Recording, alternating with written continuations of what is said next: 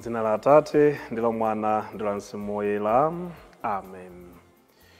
Tikulandireni pano patiyankhuleni Ambuye lero lachiwiri pa 2 December 2025 munyengo imeneyi ya Advent.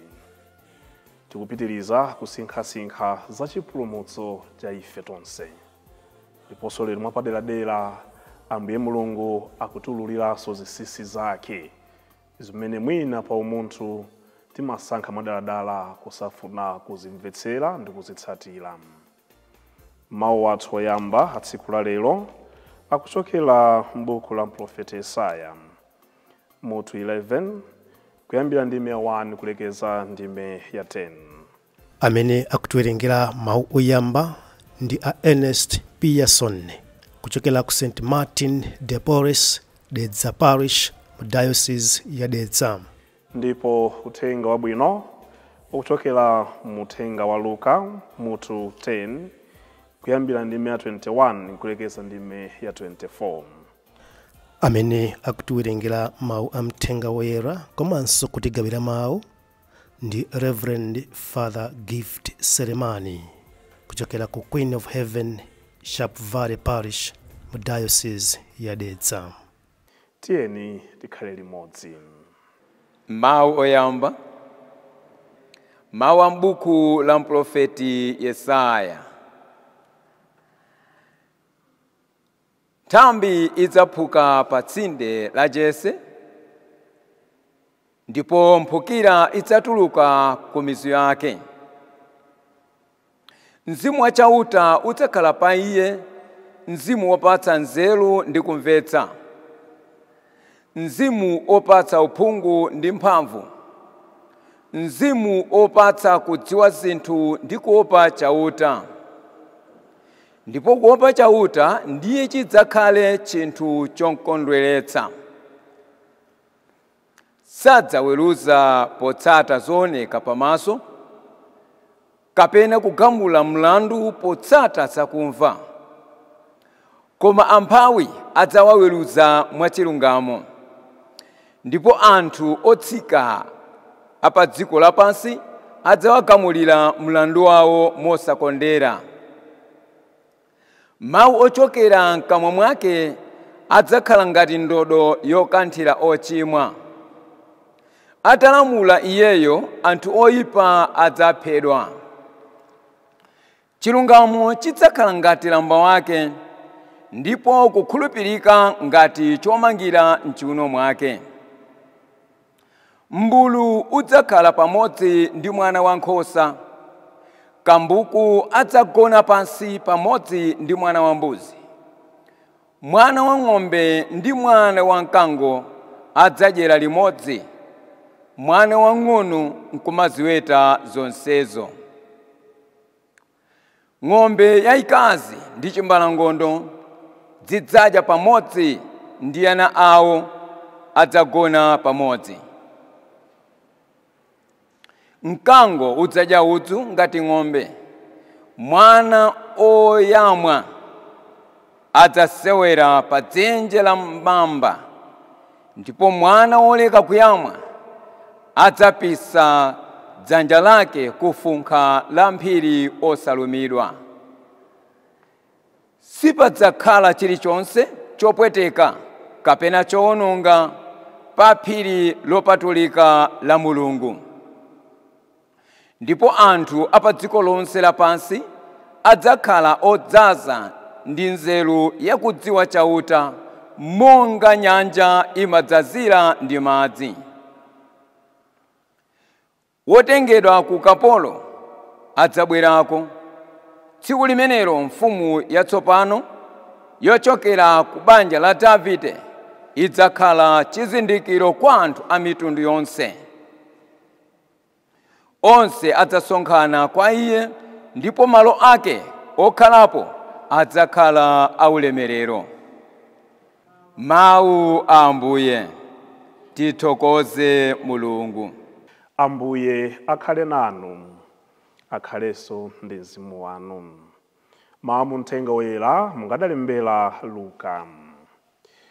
Ulemu kwa inu Ambuye.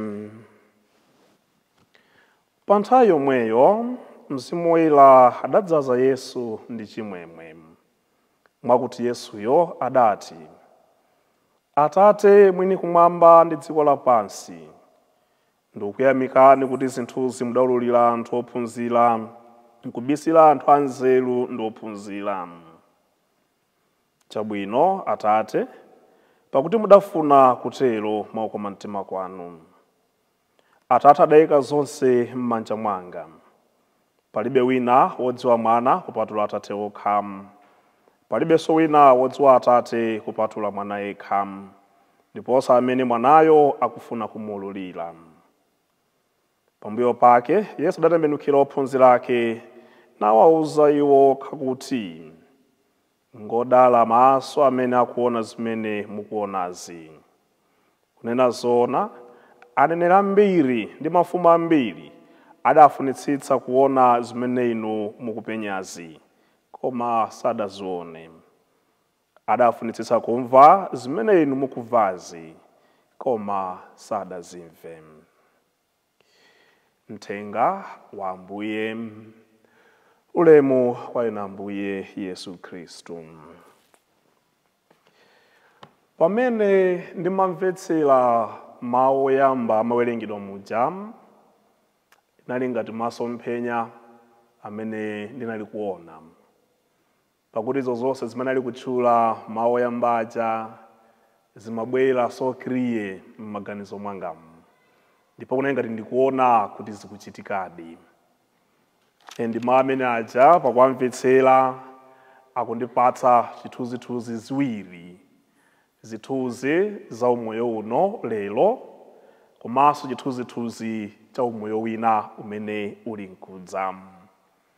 Mpaka pa tsiku la lero tisinkha kwambiri mwa zithunzithunzi ziwiri zimenezi, mophatikizanso uthenga wabwino umene Ambuye Mulungu ali kunenetsa bwino lomwe, kunena kuti chidamukomera Ambuye Mulungu kubisira anthu ophunzira zinthu zina ndi kululira anthu osaphunzira. Nkuunika bwino lomwe mawu oyambaja atibweza mbuyo maka pamene Aisraeli anali ndithu ndi chithozetoze cha ulamuliro umene amaufuna udachitika pakati pawo. Awa ndi anthu amene kuchokera pa Saulo paja pamene adafika popempha tipatseni mfumu, angakhale Samueli sidamuyipira, mbemu sidawayipira, kumapada apatsa Saulo, kupita kwa nthawi zidawonongeka. Kenaka David pamene amakatsozedwa ndi Samueli mwe uja, anthu poona ulamuliro umene adadutsa m'manja mwa David udabwezeretsa chiyembekezo ndi chikhulupiriro mwa Mulungu, komanso chiyembekezo ndi chikhulupiriro mwa utsogoleri pakati pa anthu. Ndipo mpaka amati akamuona mtsogoleri David amayimiriradi Mulungu pakati pawo. Ndi zosadabwitsa tsopano m'mawu oyambaja tsopano akulimbana kwambiri ndi David mweyo, pamene wawachanso tsopano Aisraeli kudali ngati kupempha ndi kufunitsitsa kunena kuti atabweranso wina ochokera ku nthambi imene ija ya David, potenga ulamuliro umene adawuona mu nthawi imeneyo, I think dziko lino, dziko lawoli likhala la mtendere, likhala labwino kwambiri zedi. Ndiye timva anonso pano ndikuona zimene ali kuyembekeza, zimene mneneri ali kuyankhula. Ndiye uyuno polingalira mneneri amene polingalira zimene anthu amayembekeza pakati pawo za utsogoleri, komanso pozindikira ndi kuona umphawi umene ali pakati pawo ndi mavuto azango amene ali pakati pawo, Yesaya anabwera tsopano ndi mawu achiyembekezo amene amaulula zinthu ziwiri zimene zina zichitike mmoyo wawo, zimene zichitike adakali moyo ngati anthu, komanso zimene zachitike patsogolo pakutha pa moyo wawo. Mpaka zimene akuwerenga zija kunena zija mukazitsatira bwino lomwe muona kuti zinazo yes tili pano pa dziko lapansi ndi zosatheka kuchitika, koma ndi zimene tikadayembekeza kuti zichitike. Ndende nene Yesaya amene akupereka no chiyembekezo kwa anthu osawa amene adutsa mu chipsinjo, adutsa mu mavuto, adutsa mu zosautsa zambiri zedi, akuwapatsa chiyembekezo. Tiyankhule ndife tonse amene timayendera anzathu odwala kuchipatala kapena mwina pakhomo pamene ena ali kudwala mukamapita kuona odwala aja please angakhale mukuonana kuti apapa m'maso wathu nkuona kwathu zinthu sizili bwino mmati kuona pena kuti hayi basi tindikira nanga titani please mukafika malo ngati amene aja angakhale inuyo mulibe chiyembekezo zoti munthu uja atsitsimukanso kapena abwerera mu moyo perekani mawu achiyembekezo mmene Yesaya adachitira perekani mawu amphamvu koma lero ndi mwadzuka bwinotu hayi zikusintha hayi apa ndi zili bwino mamene aja ndi abwino kwambiri zedi ndipo ndi amphamvu kwambiri zedi even if pansi pa mtima muzonena kuti hayi chomwecho pansi pano koma please be able to encourage one another angakhale munthu wina uja wataya mtima waluza mtima unoti apapa ndi sizili bwino encourage such a person ayankhulireni zabwino osapita ndikamalizitsa ndi mawu anu ndemwati anthu akumudzi mwauza kale kuti please auzeni anthu alimbikitseni apatseni mawu achiyembekezo you never know zimene chingachitike ndi mawu anu abwino amene mungayankhule kwa anthu onse amene ali kulira amene athodwa Yesaya ali kuphunzitsa chinthu chimene chatsopano ndezonse zimene akutchula chatsopano akulingalira zimene ife tinenera kuchita mmoyo wathu wa tsiku ndi tsiku komanso zimene tinenera kuziona tsopano mmoyo wathu ndipo zinthu zimene tinenera kuziona tsopano ndi zinthu zimene zinenera kuchitika powunikira maulamuliro powunikira umoyo umene anthu timadutsamo titakhala kuti ndife anthu oganizirana za ubwino ndi kufunirana za ubwino wina ndi mnzake umoyo tali kukamba moyambaja ndi otheka mpaka kunenetsa kuti uyu amene ali kubwera uyo sadzaweruza potsata zooneka pamaso kapena kugamula mlandu potsata zakumva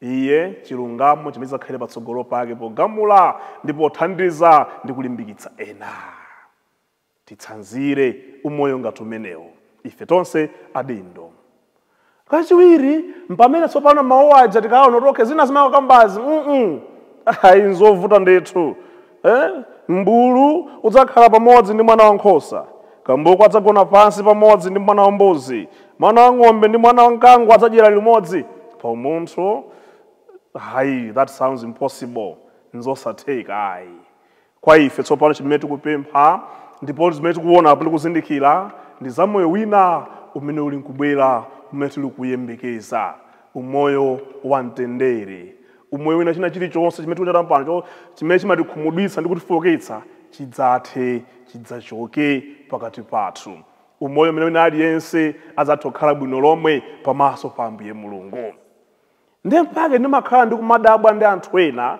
maulumizano uthenga uja kuti izi ndi zinsinsi zimene Ambuye Mulungu adayika pakati pathu ndipo amakhala kutululira pang'ono ndi pang'ono ena afe pakudzimva kuchuluka nzeru timayamba kusakhulupirira Mulungu timayamba kumatsutsa za moyo wina ukatha moyo uno kamba kanena kuti tikudziva nena kuti tili ndi ndalama tili ndi mzeru tili ndi kuthekera mbona kuti zonse zija ndi chabe pamaso pa Ambuye Mulungu zona ndi zimene ali kutiuza panozi ndiye Khristu akuthokoza kuti tithokoze Ambuye Mulungu pakuabisira anthu odziva ngati anzeruwo zinsinsi zanu ndikululira anthu ena amene atengedwa ngati anthu opanda nzeru Ambuye Mulungu pa tsiku la lero tikuwapempha atizindikiritse tonse zinsinsi zake zimenezi ndipo atikhazikitse tonse mu mtendere ndiponso atithandizire ife tonse kuchita bwino lomwe pamaso pa anthu anzathu ndi Mulungu yemweyo Mulungu wamphamvu zonse adalitse mawu ake